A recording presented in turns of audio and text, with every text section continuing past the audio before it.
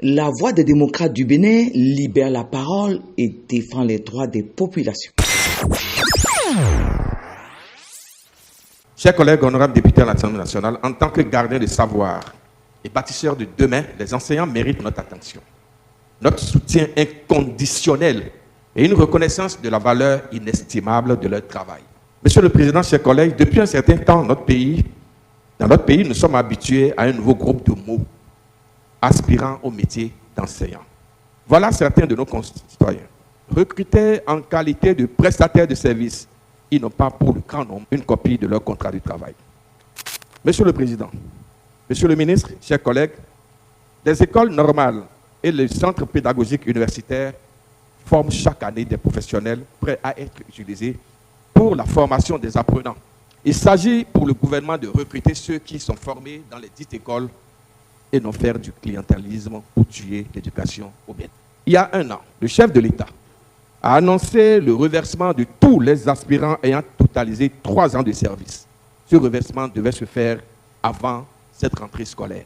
Malheureusement, à la date d'aujourd'hui, rien n'y fit et le chemin à parcourir est encore très périlleux. Les aspirants affrontent des conditions de travail précaires et exigeantes.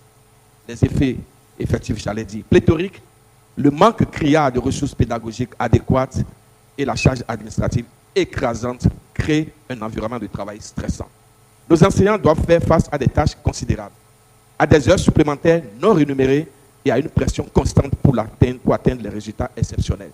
Toutes ces contraintes ont des répercussions néfastes sur leur santé physique et mentale et peuvent éroder leur motivation et leur passion pour le métier noble qu'est l'enseignant.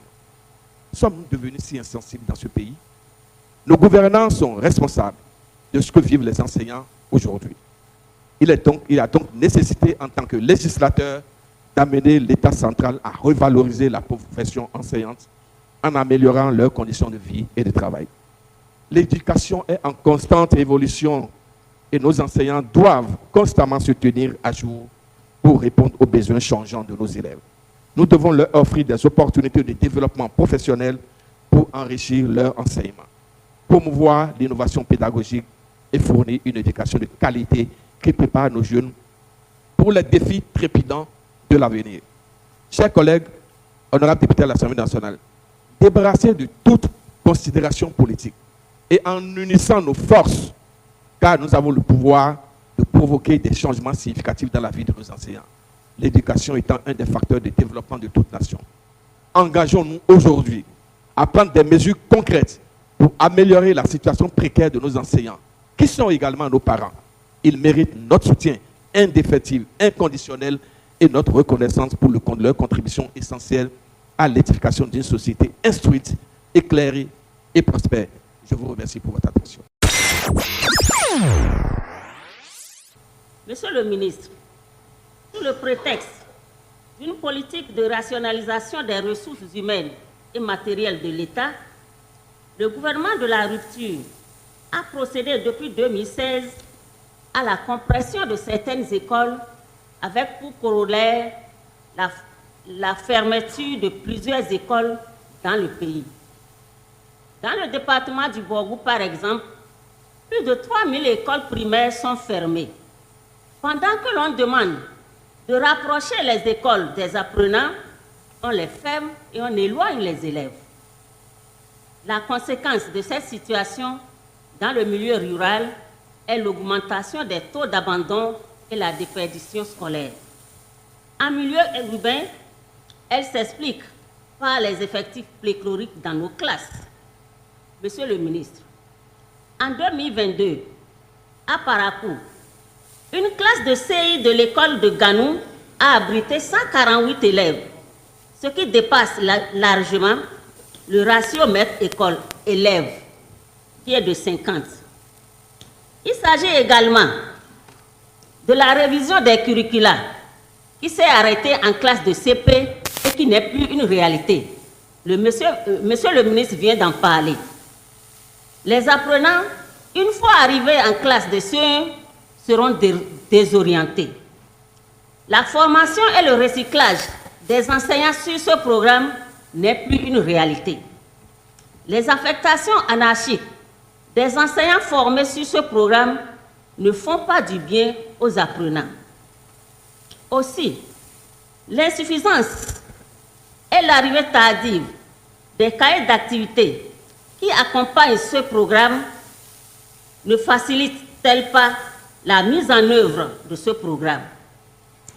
La supervision pédagogique est reléguée au second plan au profit de la supervision des cantines scolaires. Par ailleurs, Monsieur le ministre, l'inscription en ligne des apprenants à EducMaster constitue un problème quand on sait que toutes les écoles ne disposent pas de l'électricité et d'outils informatiques. Pour finir, Monsieur le ministre, il nous est revenu que votre département ministériel est un département mercantile parce que c'est l'enseignement maternel et primaire. Oui. Que ce département est un département mercantile avec la vente forcée des documents que les directeurs d'école doivent payer dans les ressources allouées aux écoles et qui, en principe, devraient servir au fonctionnement de ces écoles. Voilà, Monsieur le ministre, autant de préoccupations qui minent l'enseignement maternel et auxquelles je souhaiterais que vous apportiez des solutions. Je vous remercie.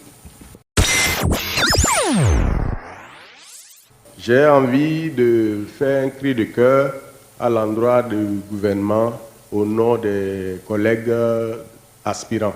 Je dis collègues parce que je suis enseignant de formation. Donc, Monsieur le ministre, je voudrais vous dire d'entrée de jeu que les collègues aspirants vivent une injustice à nul autre pareil. À salaire, c'est-à-dire à diplôme égal, je suis souvent gêné de voir les collègues se sacrifier et au finish, on les paye à peine le tiers de ce que nous percevons, nous les contractuels. Ça me fait mal. Monsieur le ministre, je vous demande de faire un plaidoyer pour régler cette situation de nos collègues AME. Que le gouvernement de la rupture a choisi spécialement d'appeler comme ça, parce que moi je les appelle collègues, ce sont des enseignants, ce ne sont pas des AME. Cette terminologie n'est pas bonne. Ça, c'est mon opinion. Je ne sais pas si j'ai encore assez de temps, sinon j'avais beaucoup de choses à dire. J'ai bien envie, avant de finir mes propos, de dire un grand merci à tous les enseignants du Bénin et surtout à ces AME pour le sacrifice qu'ils font pour la nation. La nature leur reconnaîtra ça et le leur rendra au centuple. Je vous remercie. La Voix des démocrates du Bénin libère la parole et défend les droits des populations.